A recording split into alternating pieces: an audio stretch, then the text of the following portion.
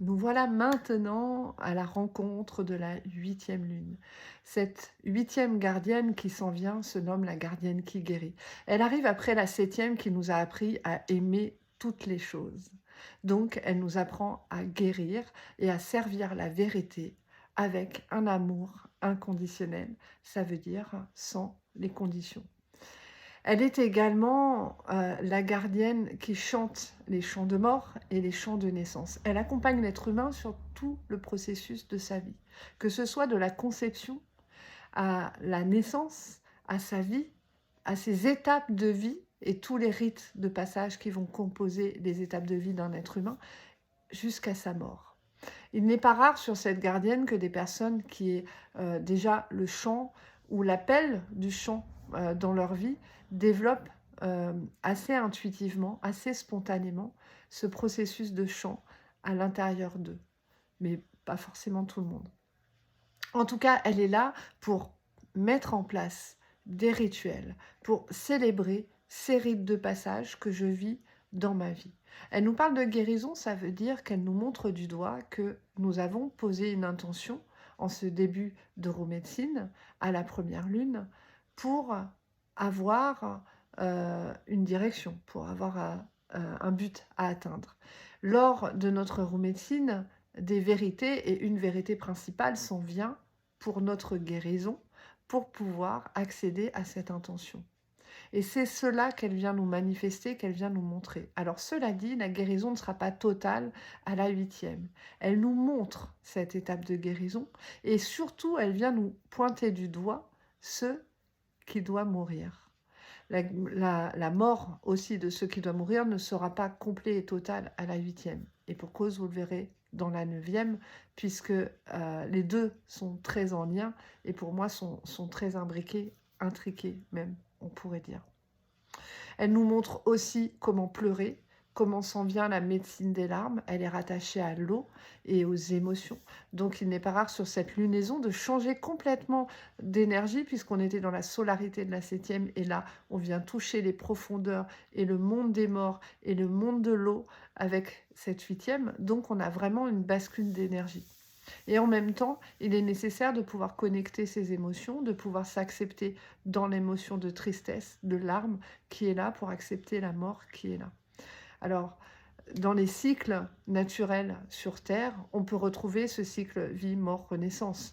Le printemps avec ce qui éclot, l'été au plein rayonnement, l'automne avec ce qui s'en va mourir et l'hiver ce qui meurt totalement. Et on recommence ainsi de suite.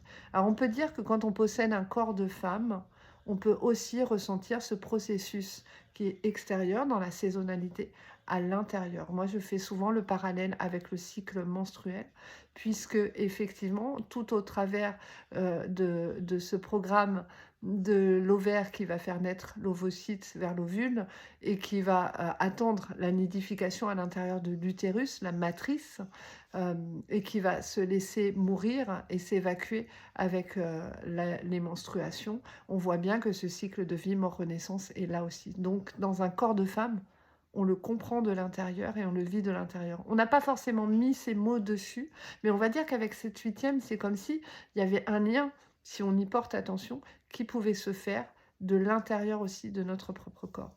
Donc elle vient nous dire, il y a quelque chose en toi qui doit mourir.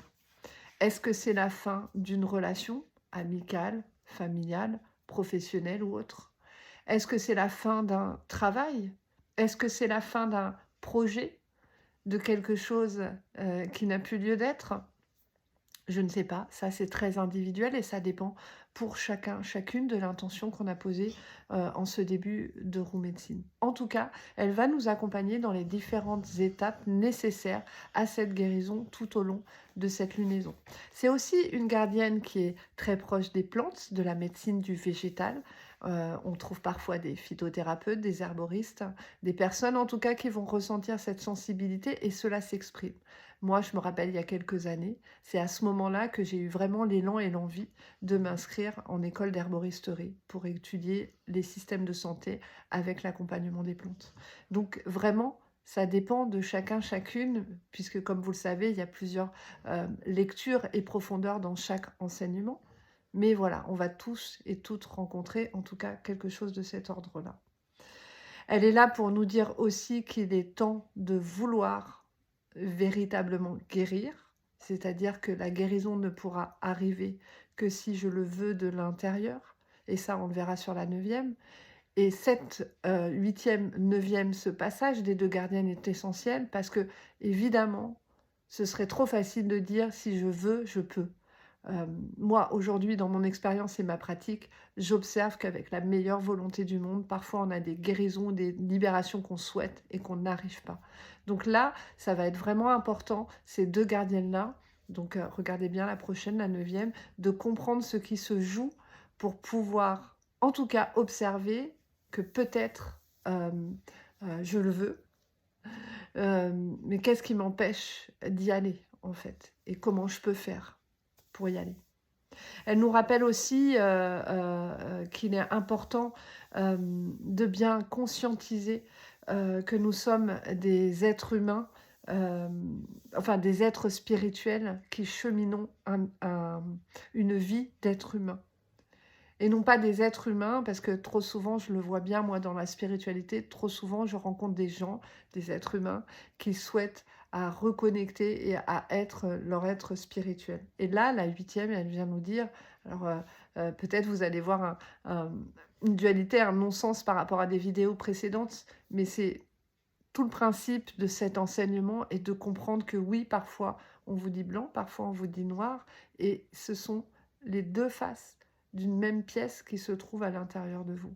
Donc là, elle vient faire explorer l'inverse et dire, mais rappelle-toi, dans ton Orenda, dans le principe du profond mystère relié à la source, il existe déjà ton corps, euh, le copier-coller de ton corps humain, de qui tu es dans cette sphère spirituelle. Et toi, tu n'es pas déconnecté de ça.